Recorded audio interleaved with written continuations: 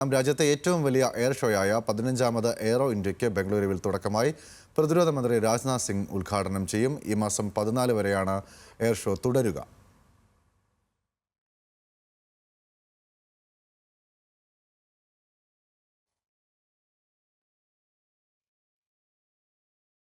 Substantive and meaningful interactions. Apart from these events, bilateral and side meetings among participants would also help in achieving mutually beneficial outcomes.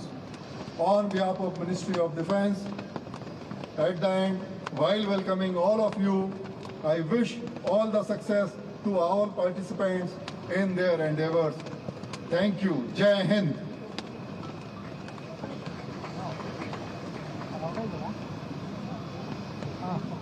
Thank you very much, sir, for your inspiring words and for the warm welcome to. ഏഷ്യയുടെ ഭാഗമായി തേജസ് വിമാനം കര വ്യോമസേനാ മേധാവിമാർ ഒന്നിച്ച് പറത്തിയത് കൗതുകമായി. On this momentous occasion, may I please invite the Honorable Deputy Chief Minister of Karnataka, Shri D.K. Shivkumar. Can we have a huge round of applause, everyone? Please help me welcome Shri D.K. Shivkumar.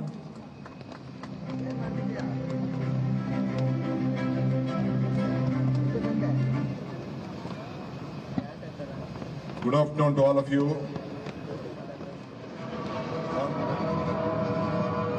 India is equipped with latest indigenously developed smart weapons and avionics systems. Can you spot the urgent formation? 10 o'clock. Hello.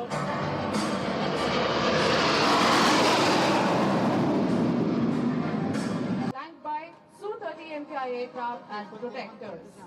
വിവരങ്ങളുമായി national ഡെസ്കിൽ നിന്നും ശ്രീജിത്ത് ബാലകൃഷ്ണൻ കൂടി ചേരുന്നുണ്ട്. ശ്രീജിത്ത്, ഇപ്പോൾ ഈ air show എങ്ങനെയാണ് പുരോഗമിക്കുന്നത്? വിശദാംശങ്ങൾ. ഗൗതം, തീർച്ചയായും ഏഷ്യയിലെ തന്നെ ഏറ്റവും വലിയ എയർ ഷോ ആണ് ബംഗളൂരുവിലെ യലഹങ്ക എയർഫോഴ്സ് സ്റ്റേഷനിൽ ഇന്ന് ആരംഭിക്കുന്നത്. ഈ മാസം 14 വരെയാണ് എയർ ഷോ നീണ്ടു നിൽക്കുക. ഇന്ത്യക്ക് പുറമെ അമേരിക്ക, ഫ്രാൻസ് എന്നീ രാജ്യങ്ങളിൽ നിന്നുള്ള പ്രതിരോധ കമ്പനികളും പ്രതിരോധ വിദഗ്ധന്മാരും ഒക്കെ ഈ എയർ ഷോയിൽ പങ്കെടുക്കുന്നുണ്ട്.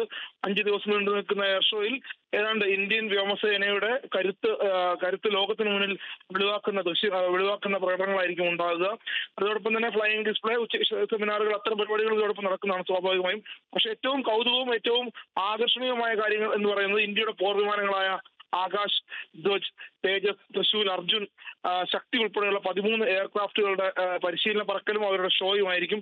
അതുതന്നെയായിരിക്കും ഈ എയർ ഷോയുടെ ഏറ്റവും വലിയ കൗതുകവും ഏറ്റവും വലിയ ആകർഷകവുമായ കാര്യം. അതോടൊപ്പം തന്നെ ഇന്ന് ഏറ്റവും കൗതുകം ഉണ്ടാക്കിയ മറ്റൊരു കാര്യം, ഇന്ത്യയുടെ തനതായിട്ടുള്ള വിമാനം തേജസ്, യുദ്ധവിമാനമായ തേജസ് പറത്തിയത് ഇന്ത്യയുടെ വ്യോമസേനാ മേധാവിമാർ ഒന്നിച്ചാണ്. വ്യോമസേനാ മേധാവി AP സിംഗും മാർഷൽ AP സിംഗും, എയർ ചീഫ് മാർഷൽ AP സിംഗും, ഒപ്പം കരസേനയുടെ മേധാവി ജനറൽ ഉപേന്ദ്ര ദ്വിവേദിയും AP സിംഗും ചേർന്നാണ് ആ തേജസ് വിമാനം പറത്തിയത്. ആ വിമാനം പറത്തി യലഹങ്കയിൽ ഇറങ്ങുന്നതോടുകൂടിയാണ് ഇതിന് അനൌദ്യോഗികമായി തുടക്കമായത്. ഇപ്പോൾ രാജ്നാഥ് സിംഗ് ചടങ്ങ് ഉദ്ഘാടനം ചെയ്യാൻ പോവുകയാണ്. ഇപ്പോൾ കർണാടകയിലെ ഉപമുഖ്യമന്ത്രി D.K. ശിവകുമാർ ചടങ്ങിൽ സംസാരിച്ചുകൊണ്ടിരിക്കുകയാണ്. എന്തായാലും ഈ മുഴുവൻ എയർ ഷോയിൽ, അതായത് 5 ദിവസം നീണ്ടു നിൽക്കുന്ന എയർ ഷോയിൽ ഏരിയൽ ഡിസ്പ്ലേയിൽ ലൈറ്റ് കോമ്പാക്ട് എയർക്രാഫ്റ്റുകൾ, ഹെലികോപ്റ്ററുകൾ, അതോടൊപ്പം വ്യോമസേനയുടെ സൂര്യകിരൺ എയറോബോട്ടിക് ടീം നമുക്കറിയാവുന്നതാണ്. സ്വാതന്ത്ര്യ ദിനത്തിലും റിപ്പബ്ലിക് ദിനത്തിലും ഒക്കെ വളരെ മനോഹരമായ എയർ ഷോ നടത്തുന്ന ടീമാണ് ആ സൂര്യകിരന്റെ എയറോബോട്ടിക് ടീമും. അതോടൊപ്പം തന്നെ ആകാശും, ധ്വജും, തേജസും, തൃശൂലും, അർജുനും, ശക്തിയും അടങ്ങുന്ന 13 എയർക്രാഫ്റ്റുകൾ കൂടി ഈ ഷോയിൽ വരുന്നതോടുകൂടി ഒരുപക്ഷെ ലോകത്തിന് മുന്നിൽ ഇന്ത്യയുടെ സൈനിക ശക്തി, വ്യോമശക്തി മുഴുവൻ വെളിവാക്കുന്ന രൂപത്തിലുള്ള പ്രകടനങ്ങളായിരിക്കും ഇന്നുണ്ടാകുക.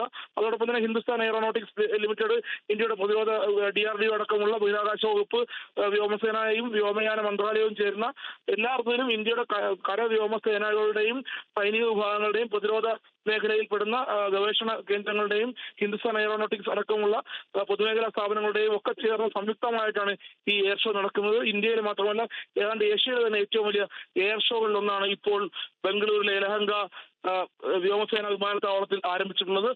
ഉടൻ തന്നെ ഇപ്പോൾ D.K. ശിവകുമാർ ചടങ്ങിൽ സംസാരിച്ചുകൊണ്ടിരിക്കുകയാണ്. ഉടൻ തന്നെ പ്രതിരോധ മന്ത്രി രാജ്നാഥ് സിംഗ് ചടങ്ങ് ഉദ്ഘാടനം ചെയ്യും. ഗൗതം, ശരി. ശ്രീജിത്ത് ബാലകൃഷ്ണനാണ് എയർ ഷോയുമായി ബന്ധപ്പെട്ടുള്ള വിശദാംശങ്ങൾ നൽകിയത്.